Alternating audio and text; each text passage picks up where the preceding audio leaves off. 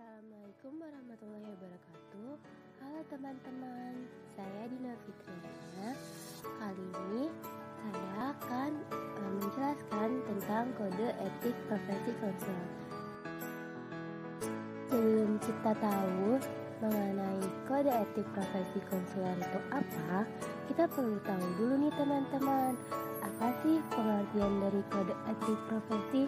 Nah, kode etik profesi adalah norma-norma yang harus diindahkan oleh setiap tenaga profesi dalam menjalankan tugas profesi dan dalam kehidupannya di masyarakat.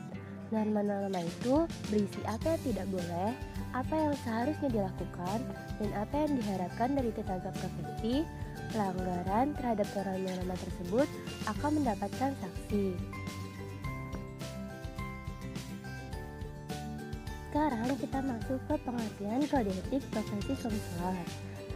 Kode etik bimbingan dan konseling Indonesia merupakan landasan moral dan pedoman tingkah laku profesional yang dijunjung tinggi, diamalkan dan diamankan oleh setiap profesional bimbingan dan konseling Indonesia. Nah, kode etik profesi konselor ini tuh dilandasi oleh dua hal, yaitu Pancasila. Mengingat profesi bimbingan dan konseling merupakan usaha pelayanan terhadap sesama manusia dalam rangka ikut membina warga negara Indonesia yang bertanggung jawab. Kedua, tuntutan profesi yang mengacu pada kebutuhan dan kebahagiaan klien sesuai dengan norma-norma yang berlaku. Nah, dasar kode etik profesi bimbingan dan konseling ini udah diatur nih sama beberapa pasal yang ada pada undang-undang serta peraturan pemerintah Republik Indonesia. Ada apa aja sih? Nah, yang pertama ini ada Pancasila dan Undang-Undang Dasar 1945. Yang kedua, Undang-Undang Nomor 20 Tahun 2003 tentang Sistem Pendidikan Nasional.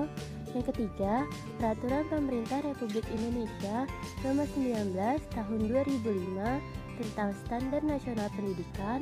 Pasal 28 ayat 1, 2, dan 3 tentang standar pendidik dan tenaga kependidikan. Keempat, ada Peraturan Menteri Pendidikan Nasional Republik Indonesia Nomor 27 Tahun 2008 tentang standar kualifikasi akademik dan kompetensi konselor. Kelima, ada Peraturan Pemerintah Republik Indonesia Nomor 74 Tahun 2008 tentang guru. Perlu diketahui bahwa kode etik profesi konselor di Indonesia ini udah diatur sama AKIN atau Asosiasi Bimbingan dan Konseling Indonesia. Mereka ini adalah organisasi profesi yang beranggotakan guru bimbingan dan konseling atau konselor dengan kualifikasi akademik S1 dari program studi bimbingan dan konseling serta program pendidikan konselor. Seorang konselor profesional memberikan layanan berupa pendampingan, pengkoordinasian, mengkolaborasikan, dan memberikan layanan konsultasi yang dapat diciptakan peluang yang setara dalam meraih kesepakatan dan kesuksesan bagi konseli dengan memperhatikan prinsip-prinsip pokok profesionalitas. Yang pertama, setiap individu memiliki hak untuk dihargai, diperlakukan dengan hormat, dan mendapatkan kesempatan untuk memperoleh layanan bimbingan dan konseling. Kedua, setiap individu berhak memperoleh informasi yang mendukung kebutuhannya untuk pengembangan dirinya. Ketiga, setiap individu memiliki hak untuk memahami arti penting dari pilihan hidup dan bagaimana pilihan tersebut akan mempengaruhi masa depannya. Keempat, setiap individu memiliki hak untuk dijaga kerahasiaan pribadinya sesuai dengan aturan hukum, kejinakan, dan standar etika layanan. Kode etik profesi konselor.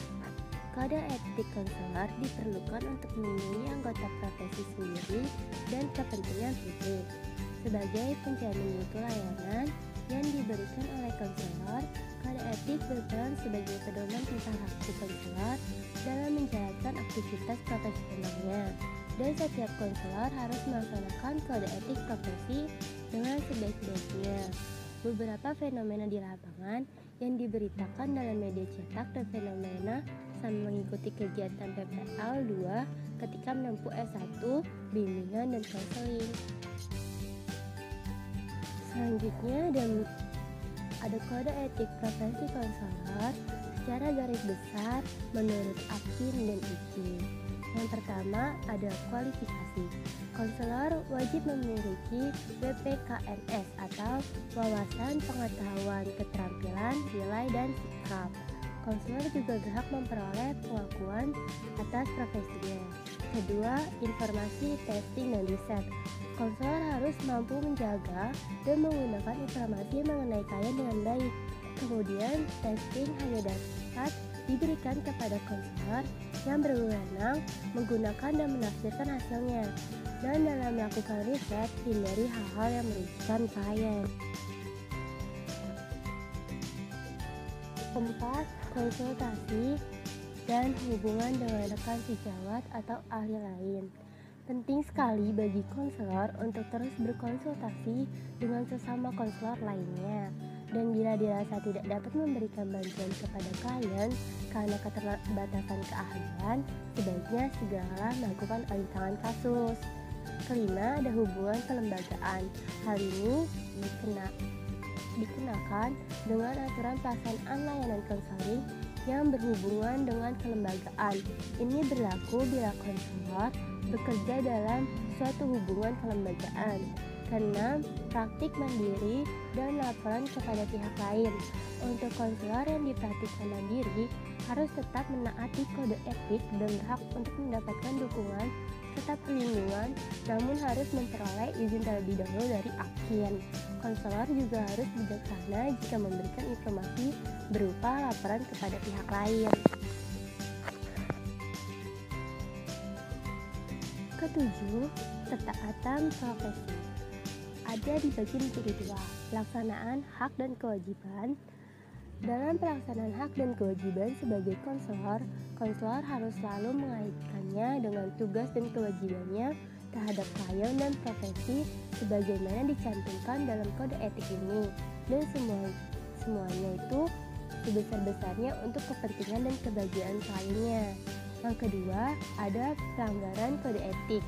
Konselor harus senantiasa mengingat bahwa pelanggaran terhadap kode etik ini akan merugikan mutu proses dan hasil layanan yang diberikan, merugikan klien, lembaga, dan pihak-pihak lain yang terkait, serta merugikan diri konselor sendiri dan profesinya.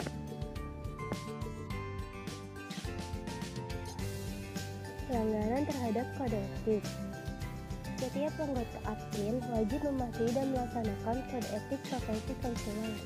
Pelanggaran terhadap kode etik akan mendapatkan sanksi yang mekanismenya menjadi tanggung jawab dengan pertimbangan kode etik Akin sebagaimana diatur dalam anggaran rumah tangga Akin pada bab 10 pasal 26 ayat 1 dan 2 sebagai berikut. Pertama, pada organisasi tingkat nasional dan tingkat provinsi dibentuk Dewan Pertimbangan Kode Etik Bimbingan dan Konseling Indonesia.